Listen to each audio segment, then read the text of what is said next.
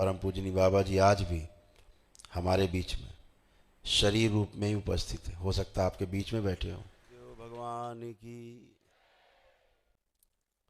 दरबार में आप सभी का बहुत बहुत स्वागत है।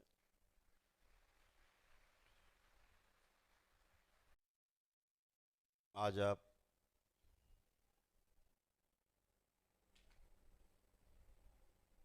परम पूजनी बाबा जी द्वारा अपनी शरीर यात्रा के दौरान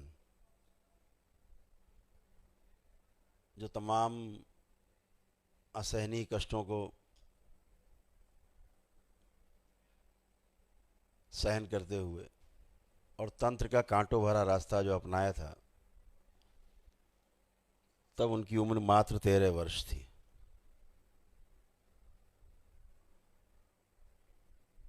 और परम पूजनीय बाबा जी अल्पायु थे। ज्योतिष शास्त्र की गणना के अनुसार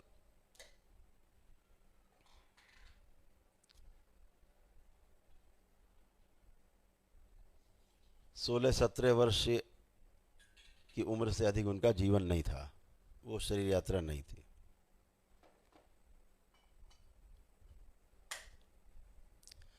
लेकिन परम पूजनी बाबा जी के जो पिताश्री थे, वह भी स्वयं एक तंत्र के बहुत बड़े ज्ञानी थे।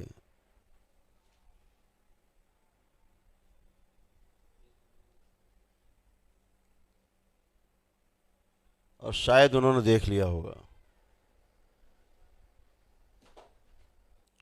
तो सृष्टि को तो कुछ और ही रचना रचनी थी। तो 13 वर्ष के अल्पायु बालक में जरूर सृष्टि के द्वारा ही कोई ऐसी घटना घटी होगी, संदेश आया होगा कि उन्होंने घर छोड़ दिया। 13 वर्ष की उम्र में ही वो पहाड़ियों में, कंदराओं में साधु संतों के यहाँ, सिद्धों के यहाँ, गुरुओं के यहाँ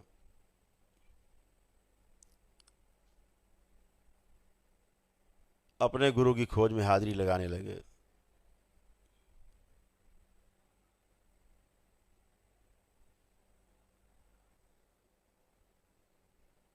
ऐसा कहा जाता है कि संतों और साधु संतों के, गुरुओं के सानिध्य में जाने से तमाम रोग पाप दोष कट जाते हैं, क्योंकि हम में धीरे धीरे समझदारी बनने लगती है और पुण्य एकत्रित होने लगता है। जैसे जैसे हमारा चरित्र बदलता जाता है, वैसे वैसे सृष्टि के नियम भी हमारे लिए बदलते जाते हैं।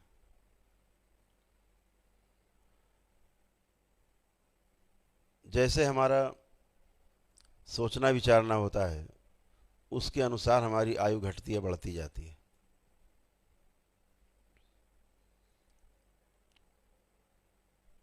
परम पूजनी बाबा जी की पहली अल्पायु उनके पिताश्री ने काटी।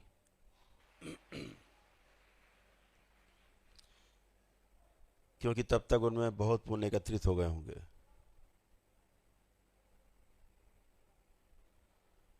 फलतः परम पूजनी बाबा जी अपने लक्ष्य की ओर निकल पड़े। बहुत सरल होने के साथ साथ जिद्दी स्वभाव भी था।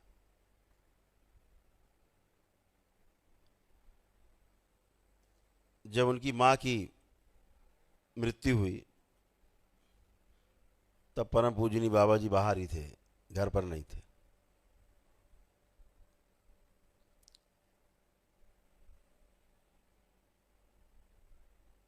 लेकिन उन्हें पता चल गया कि मां शरीर छोड़ रही है, तो पहाड़ियों से, कंदराओं से घर की ओर चल पड़े।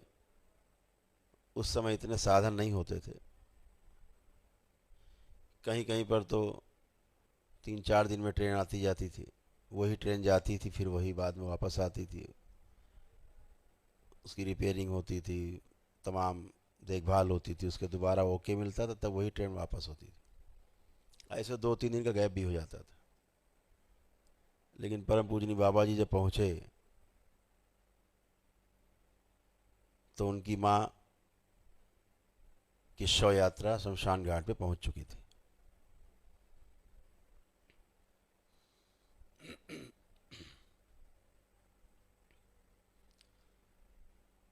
तो परम पूजनी बाबा जी ने आक्रोश कर, कैसे जा सकती हो,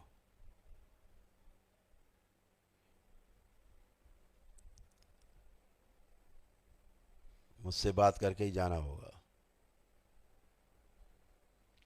और उन्होंने गंगा तट पे 2 मुट्ठी बालू अपनी मुट्ठियों में भर के और आह्वान किया कि तुम्हें मुझसे बात करके ही जाना होगा। पिताश्री जानते थे ये सब कर सकता है, लेकिन माँ मोह में न फंसे, उसकी मुक्ति हो, इसके लिए उन्होंने अपने पुत्र से, परम पूजनी बाबा जी से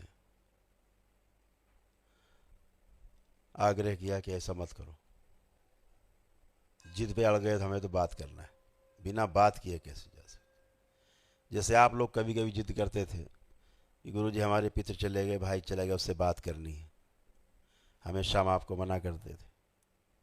सबको मना करता हूँ आज भी, मत करो बात।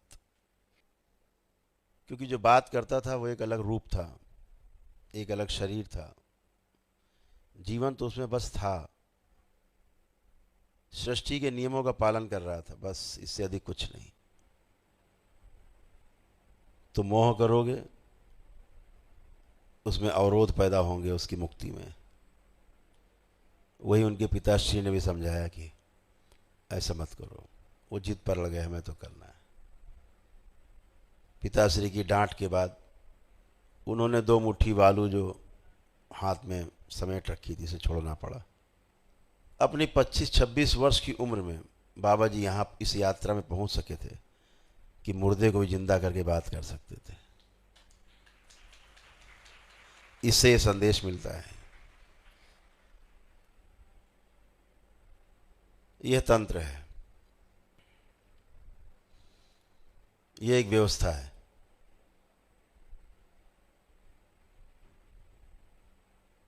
और व्यवस्था में जीने से ही सुख है।